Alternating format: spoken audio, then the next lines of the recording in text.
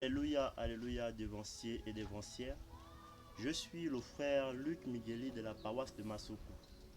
Aujourd'hui, je viens vers la jeunesse que nous sommes, adresser juste un petit message de savoir et de reconnaissance et conter juste une petite histoire. L'histoire est celle-ci. L'histoire comporte et parle de deux personnes et la troisième personne s'introduit.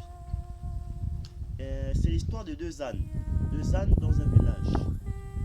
Les deux ânes ont décidé tous deux ensemble de se déplacer, de se rendre dans le village voisin pour faire des courses sur lesquelles ils devaient s'approvisionner pour durer pendant un temps à venir.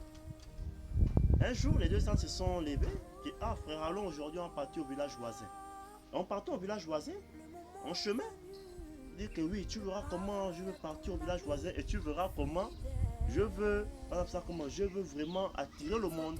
Et tu vois comment les gens ils vont m'acclamer quoi, c'est ça. L'autre a dit, il n'y a pas de problème, allô, je t'accompagne. Arrivé au village, les deux ânes ne font que marcher, L'autre a dit, mais attends, tu m'as dit qu'on devait t'acclamer, n'est-ce pas? Il dit que, ah, c'est vrai, je ne comprends même pas. Même ce jour-là aussi, ils avaient jeté des rameaux. Ce jour-là, je n'ai même pas touché le sol. Ils avaient jeté des rameaux. Après, l'autre a dit, attends, dis-moi un peu, je peux te poser une question. L'autre a dit, oui. Vas-y, pose-moi la question. L'autre a dit, dis-moi, lorsque tu marchais ce jour-là, tu étais seul? L'âne répondit, non, je n'étais pas seul. J'étais accompagné d'un homme. J'étais monté par le Fils de l'homme. Il dit, connais-tu son nom? Il dit, non, mais le peuple connaît son nom.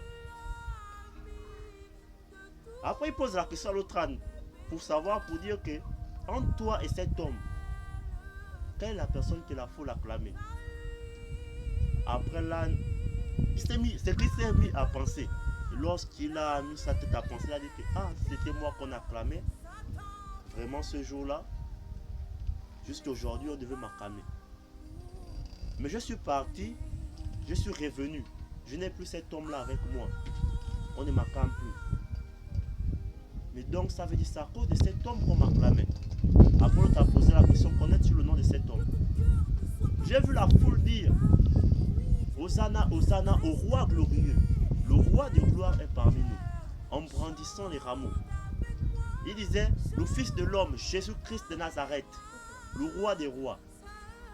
Après il dit, tu as vu que si tu n'as pas Jésus en toi, tu n'es rien.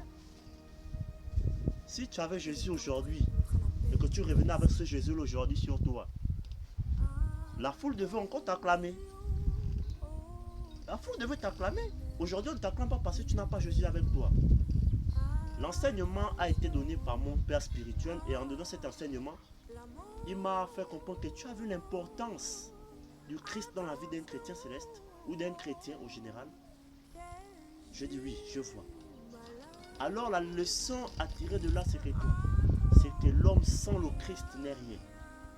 L'homme sans le Christ ne peut rien.